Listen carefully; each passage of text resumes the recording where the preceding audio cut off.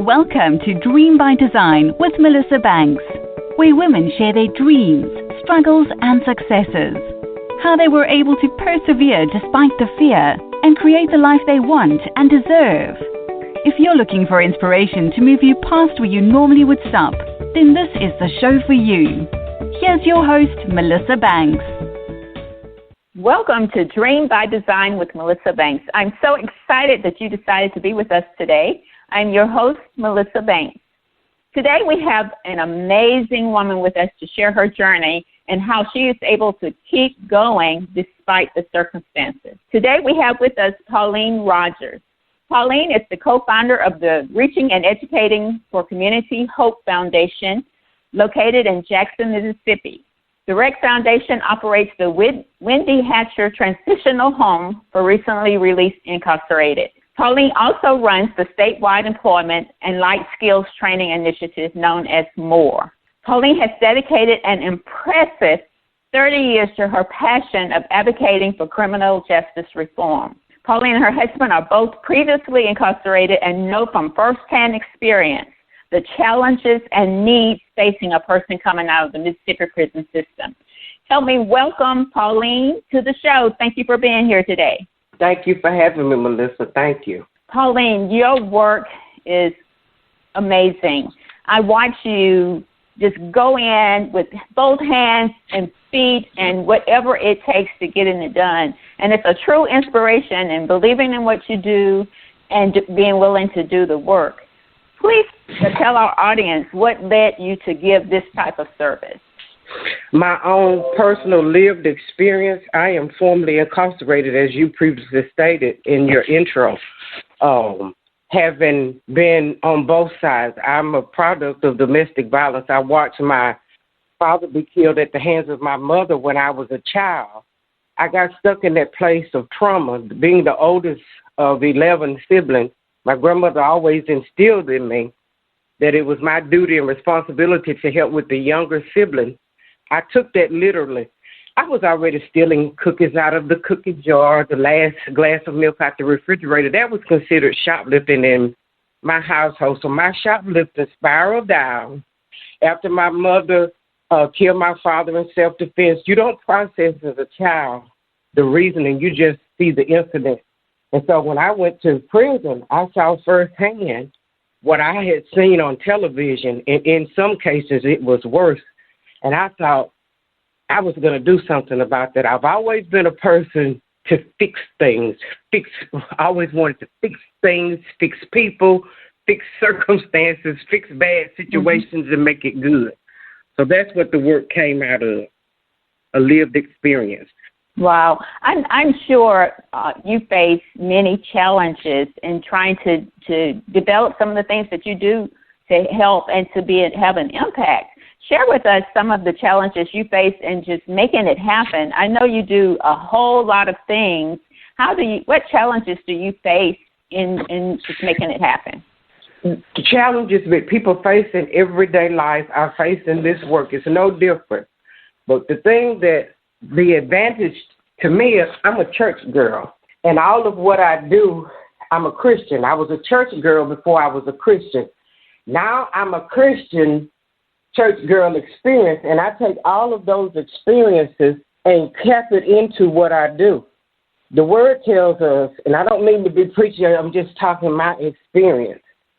The word says, go into all the world, and at the end of that, it says, I am with you. Well, all the world is the tech world, the music world, the sports world, decorating world, which is your world. All of these have a language, the medical world, the legal world, lawyers, all of it has a different language and a world of its own. They even have phrases in each of these worlds that is true to the world that you're talking about, the world of sports or whatever. And so when I went to prison, I was in a different world, so I had to learn the language of the world that I was living in. And so my perseverance, despite what the obstacles were, came from that push of the Lord says, I'm with you. And sometimes that was all I had was knowing he was with me. And so that's the big thing for me, Melissa. Okay, that's awesome. You know, we go through a lot of things. Everyone's journey is different, and sometimes we go through something and we get through it and we think it's just about ourselves. What's amazing about you and your story is you went through a horrible trauma that led you into being in prison yourself and experiencing some of the things in prison brought you. But when you came out of prison, you didn't just think about Pauline. You thought about how can I help impact others that are going through similar situations. And that is a testament to you and the type of person that you are. I believe also in leaning into your faith when you're going through things, and that's how you grow. And we grow over time in our faith and in our business. So how do you gain the inspiration and the motivation that you need to keep going despite what you're going through, despite the hardships, despite the no's, because I know it's not always easy? How do you get encouragement? Do you have a mentor, or where do you get your inspiration from? My inspiration, I read a lot, and I read, the Bible is my ultimate reader. Oh, and then I try to surround myself by people, positive people. Even when I say surround myself, that may not mean that I'm physically surrounded by the person, but if that person has a book, a publication, an article, a newsletter, I surround myself with those things that me motivated. My biggest mentor growing up was my grandmother. There was none like her. And so when I lost my grandmother and my mother, who was a peaceful lady, when I lost those things, then I had to hone in to these people with positive, writers of positive, authors of positive, that keep me going. And it's not easy. You know, I'm human, and I deal with the struggles like everybody else every day. But those positive things keep me going and keep me motivated. And then I'm married to a man who was also formerly incarcerated. And when all else fails and I go home, he's a great encourager, and he will say, "Boo, just keep doing the work." When we would run up against no's and opposition and the barriers, he would always say, "Just keep doing the work. Just keep doing the work." And that's what these many years have been based upon, just continuing to do the work. And the Lord always opened doors and fulfilled his purpose that he designed for me to carry the torch with for this season. Well, that's absolutely correct. And one of the things, though, Pauline, that I noticed, I even gained inspiration from social media. I feel like social media is a big part of our lives, whether it's in our business or in our personal lives. And it can also push you into a positive frame of mind and build you up, or a negative frame of mind and tear you down. So I think even in that community, you have to be selective when you talk about putting people in your circle. One of the things I noticed about your social media is you're constantly quoting scripture or giving positive input. So I felt like when I went through your page, I was being fed and uplifted as I went through each post. So what is it like for you to see the results of your dedication, commitment, and hard work when you see something come out of what you've done? Does it inspire you? How do you feel about it? It does inspire me. And I'm also, although we've not been in each other's close, intimate circle, Melissa, I see the same thing on social media when I see you. You're laughing, your pictures, the exuberance, the joy, the laughter, the life, the love, the positivity that's in your post comes through, and that feeds. And even Cyrus Webb, who is a person whom I admire greatly, because I've watched some of his journey over the years, and just to see where things, you build on those people, you feed off of that positive energy, because the negative is coming. But the scripture also says, even in our negative, even in our struggles, he said, unless you suffer with me, you can't reign. So there is a measure of suffering, a measure of that we all have to encounter, because that's the ultimate. Christ is the ultimate for me. That is the ultimate position, ultimate being. And so the social media that you're saying, you are absolutely right. So I feed off that as well. With social media and music, certain music. is the same way. The music we feed ourselves. If a word comes out, immediately, it doesn't matter where it's coming from. Sometimes we can be in positions where we can't control the station, but you can tune it out. And we have to close our ears sometimes to that negative that we hear. Now, don't get me wrong. I post sometimes negative. What I mean when I say I post negative, like the deaths we've had in the prison system in Mississippi, those are human beings. Those are human lives. And we are all better than the worst mistake that we have ever or will ever make. We're better than that. And we have a tendency to rate sin. But all sin, it stinks in the nostrils of the Almighty. Mm-hmm. But Christ died for the worst of the worst. And so feeding ourselves with that positive, even when I have to post something negative like that, it re-energizes, and I'm still on track with the intended purpose and goal. Oh, absolutely. And it also shows your desire to help and change the situation. So often things happen that we don't like and we sit back and we don't say anything or do anything. So when you post something like the incident you just mentioned, it goes to your desire to help change, to cause change in life in a positive way. So that's how I would look at that. But what advice would you give to another woman who is considering a similar business that you have? Be committed, be true, be faithful. The nays are coming. I always keep on the forefront that I can always come up against people who would just rather lock them up, throw away the key. And I gave my own self the hashtag of solutionist. I'm not Jesus. I'm not the Christ. But by the time a person gets to me, I know that I have an ingredient to their solution. I'm not the ultimate solution for them. And I may be the last part of the solution that they need, which makes it look like I was the solution.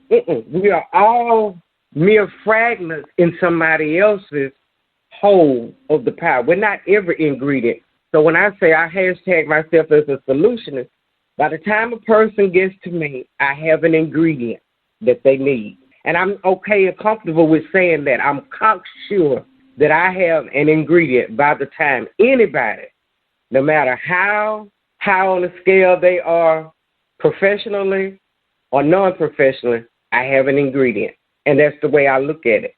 That's awesome. Now tell me, Pauline, I did notice that you get people to during the holidays. You were doing so many promotions and doing things, and people were just calling you, contacting you. I saw where someone gave you a bunch of Walmart gift cards. Somebody gave you food to give out.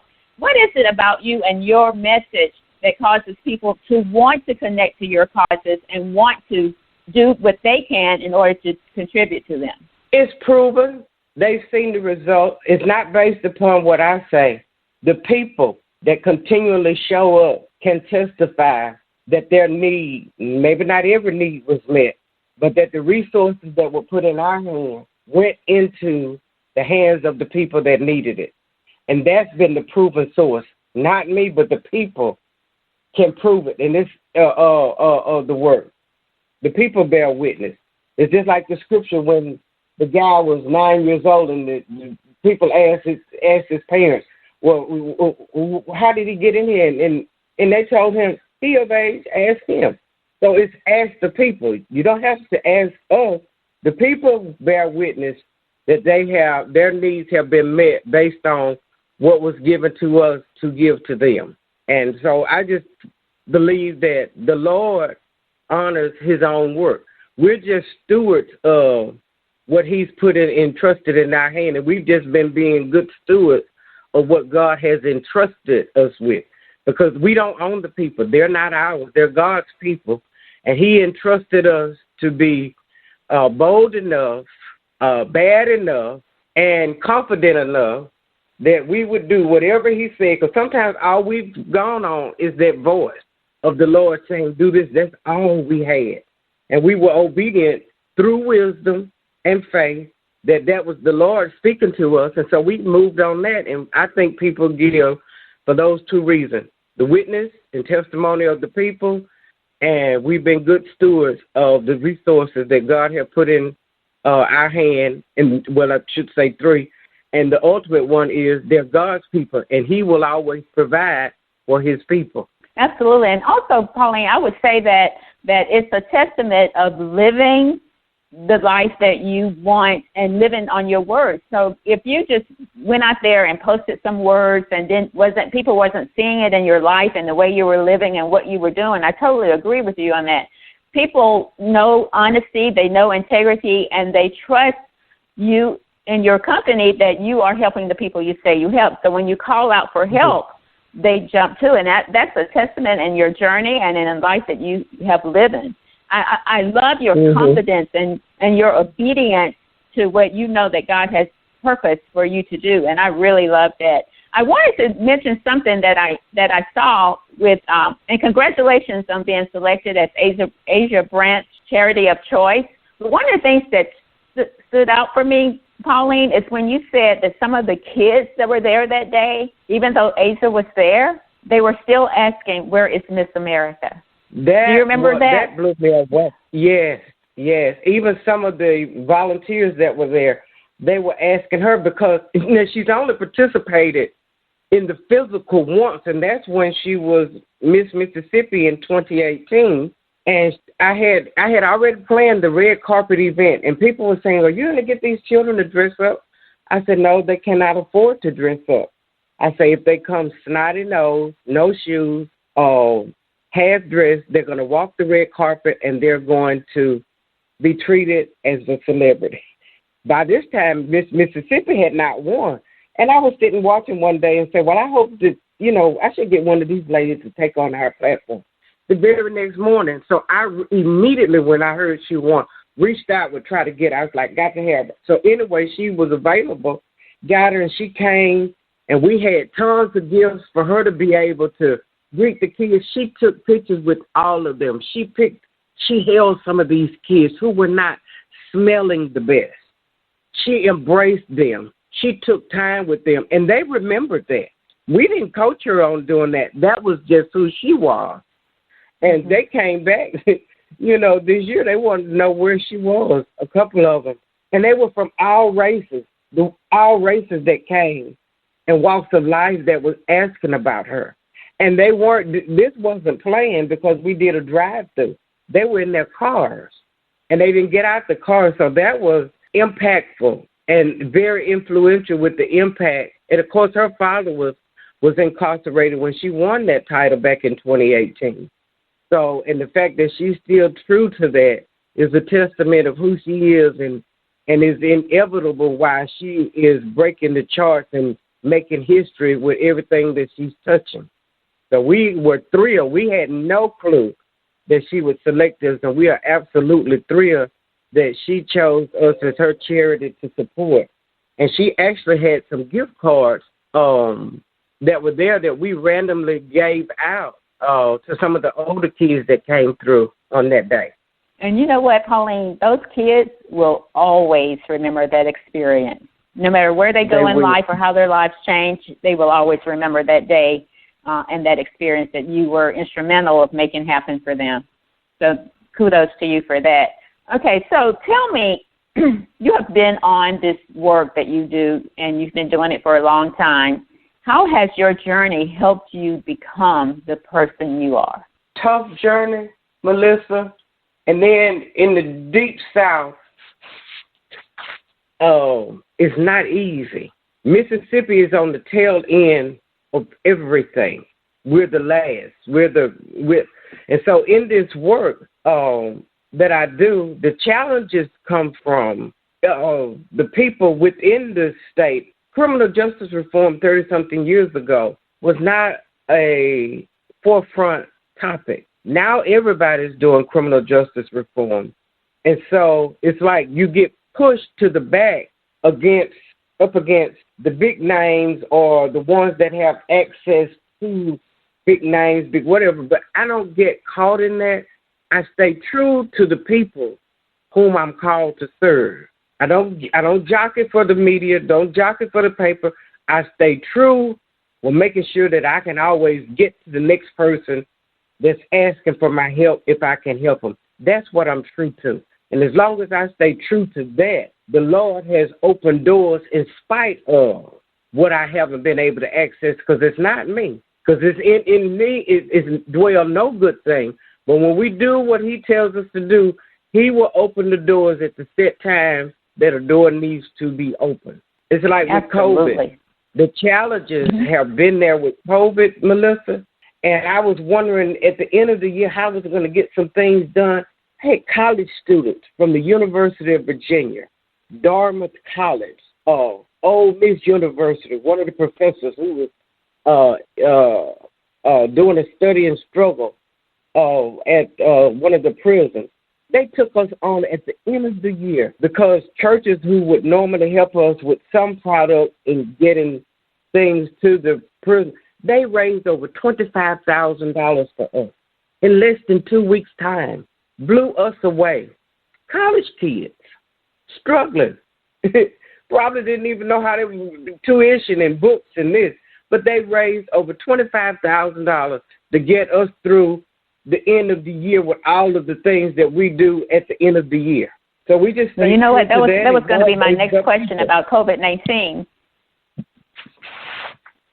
And you answered that, but, I believe, and as you do too, that God makes a way even when we don't see that way coming. So even in the middle of COVID-19, as you shared, he opened up those doors and still made a way for his work to be done. That's amazing right there in itself. But you also had to have the mental capacity, and I believe it starts in your mind, and you've often heard me say that. So you had to have the mindset to believe that it was going to work out, and you also had to have the faith, and then you were willing to dig in and get it done. So I think that's an amazing thing. So let me ask you this question before we wrap up is, do you feel like being a woman in this business have different challenges than any other business, or do you feel like being a woman causes things to be a little bit harder for you to get them done? What are your feelings about being a woman-owned business in this world that you have and in the business industry that you're in? It is harder, a black woman.